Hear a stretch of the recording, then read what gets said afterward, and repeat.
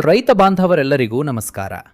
ಹೊಗೆ ಸೊಪ್ಪು ಬೆಳೆಯಲ್ಲಿ ಒಳ್ಳೆ ಗುಣಮಟ್ಟ ಮತ್ತು ಅತಿ ಹೆಚ್ಚು ಇಳುವರಿ ಪಡೆಯೋಕೆ ICAR, IISR ಮತ್ತು ICAR NIRCA CTRI ಅವರ ಸಹಕಾರದಿಂದ ಪೇಟೆಂಟ್ ಪಡೆದಿರೋ ನ್ಯಾನೋ ಬಯೋಟೆಕ್ ಕ್ಯಾಪ್ಸೂಲ್ಸ್ನ ಹೇಗೆ ಬಳಸಬೇಕು ಅಂತ ಈಗ ತಿಳ್ಕೊಳ್ಳೋಣ.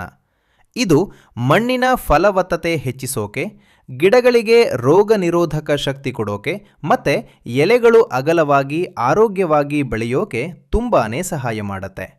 ಬಳಸಬೇಕಾದ ಪ್ರಮಾಣ ಮತ್ತು ಸಮಯ. ಸರಿಯಾದ ಪ್ರಮಾಣ: 1 ಎಕರೆ ಹೊಗೆ ಸೊಪ್ಪು ಬೆಳೆಗೆ 10 ಕ್ಯಾಪ್ಸೂಲ್ ಬಳಸಬೇಕು. ಸರಿಯಾದ ಸಮಯ: ಹೊಗೆ ಸೊಪ್ಪು ಸಸಿ ನೆಟ್ಟ 10 ದಿನಗಳ ನಂತರ ಇದನ್ನು ಬಳಸಬಹುದು. ಹಂತ 1: ದ್ರಾವಣ ತಯಾರಿಸುವ ವಿಧಾನ. ಒಂದು ವಾಟರ್ ಬಾಟಲಲ್ಲಿ ಸ್ವಲ್ಪ ನೀರು ತಗೊಳ್ಳಿ. ಅದಕ್ಕೆ ಬೇಕಾಗಿರೋ ಅಷ್ಟು ಕ್ಯಾಪ್ಸೂಲ್ನ ಹಾಕಿ. 15 ರಿಂದ 20 ನಿಮಿಷದಲ್ಲಿ ಆ ಕ್ಯಾಪ್ಸೂಲ್ಸ್ ಕರಗಿ ಹೋಗುತ್ತೆ. ಈ ತರಹ ತಯಾರಾದ ದ್ರಾವಣನ ನೀವು ನಿಮಗೆ ಅನುಕೂಲ ಆಗೋ ಯಾವುದಾದರೂ ಒಂದು ರೀತಿಯಲ್ಲಿ ಬಳಸಬಹುದು. ಹಂತ 2: ಬಳಸುವ ವಿಧಾನಗಳು. ಯಾವುದಾದರೂ ಒಂದು ವಿಧಾನ ಆರಿಸಿಕೊಳ್ಳಿ. ವಿಧಾನ 1: ಗಿಡದ ಬುಡಕ್ಕೆ ಸುರಿಯುವುದು. ತಯಾರಿಸಿದ ದ್ರಾವಣನ 200 ಲೀಟರ್ವರೆಗೂ ನೀರಿನಲ್ಲಿ ಬೆರೆಸಿಕೊಳ್ಳಬಹುದು. ರೈತರು ತಮಗೆ ಬೇಕಾದಷ್ಟು ನೀರಿನಲ್ಲಿ ಮಿಕ್ಸ್ ಮಾಡಿಕೊಳ್ಳಬಹುದು. ಮಗ್ ಮೂಲಕ. ಈ ನೀರನ್ನು ಮಗ್ ಅಥವಾ ಜಗ್ ಸಹಾಯದಿಂದ ನೇರವಾಗಿ ಗಿಡದ ಬುಡಕ್ಕೆ ಸುರಿಯಿರಿ. ಪಂಪ್ ಮೂಲಕ. ಒಂದು ವೇಳೆ ನೀವು ಬ್ಯಾಟರಿ ಪಂಪ್ ಬಳಸುತ್ತಿದ್ದರೆ ಸ್ಪ್ರೇ ಮಾಡುವಾಗ ನಾಜಲ್ ಪೂರ್ತಿಯಾಗಿ ತೆರೆದಿರುವುದನ್ನು ಖಚಿತಪಡಿಸಿಕೊಳ್ಳಿ. 1 ಟ್ಯಾಂಕ್ಗೆ 1 ಕ್ಯಾಪ್ಸೂಲ್ನಂತೆ ಮಿಶ್ರಣ ಮಾಡಿ, ಅಂದರೆ 1 ಎಕರೆಗೆ ಒಟ್ಟು 10 ಟ್ಯಾಂಕ್ಗಳನ್ನು ಬಳಸಬೇಕು. ವಿಧಾನ 2: ಮಣ್ಣಿನ ಜೊತೆ ಬೆರೆಸಿ ಗಿಡದ ಬುಡಕ್ಕೆ ಹಾಕುವುದು. ಬಾಟಲ್ ಅಲ್ಲಿ ತಯಾರಿಸಿದ ದ್ರಾವಣನ ಮರಳು, ಒಣ ಮಣ್ಣು ಅಥವಾ ಗೊಬ್ಬರದ ಜೊತೆ ಚೆನ್ನಾಗಿ ಮಿಕ್ಸ್ ಮಾಡಿ. ಈ ಮಿಶ್ರಣವನ್ನು 1 ಎಕರೆ ಜಮೀನಿನಲ್ಲಿ ಗಿಡದ ಬುಡಕ್ಕೆ ಗೊಬ್ಬರವನ್ನು ಹೇಗೆ ಹಾಕುತ್ತೀರೋ ಹಾಗೆಯೇ ಹಾಕಿ.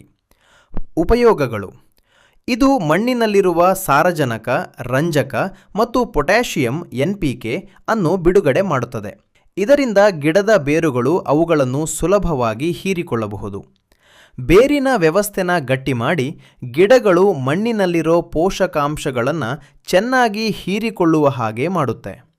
ಹೊಗೆ ಸೊಪ್ಪಿನ ಎಲೆಗಳು ಆರೋಗ್ಯವಾಗಿ, ಅಗಲವಾಗಿ ಮತ್ತು ಹಸಿರಾಗಿ ಬೆಳೆಯೋಕೆ ಸಹಾಯ ಮಾಡಿ ಒಳ್ಳೆ ಗುಣಮಟ್ಟದ ಇಳುವರಿ ಕೊಡುತ್ತೆ. ಗಿಡಗಳಿಗೆ ರೋಗ ನಿರೋಧಕ ಶಕ್ತಿ ಹೆಚ್ಚಿಸುತ್ತೆ ಮತ್ತು ಮಳೆ ಕಡಿಮೆಯಾದಾಗ ನೀರಿನ ಕೊರತೆನ ತಡೆದುಕೊಳ್ಳುವ ಶಕ್ತಿ ಕೊಡುತ್ತೆ. ಮುಖ್ಯವಾಗಿ ಗಮನಿಸಬೇಕಾದ ಅಂಶಗಳು: ಇದು ರಾಸಾಯನಿಕ ಗೊಬ್ಬರ ಅಲ್ಲ. ಇದರ ಫಲಿತಾಂಶ ಕಣ್ಣಿಗೆ ಕಾಣೋಕೆ ಕನಿಷ್ಠ 30 ದಿನಗಳ ಸಮಯ ಬೇಕಾಗುತ್ತೆ. ಇದನ್ನು ಯಾವುದೇ ಕೀಟನಾಶಕಗಳ ಜೊತೆ ಸೇರಿಸಿ ಸ್ಪ್ರೇ ಮಾಡಬಾರದು. ಹಾಗೆ ಮಾಡಿದರೆ ಇದರಲ್ಲಿರೋ ಉಪಯುಕ್ತ ಜೀವಾಣುಗಳು ಸತ್ತು ಹೋಗುತ್ತೆ.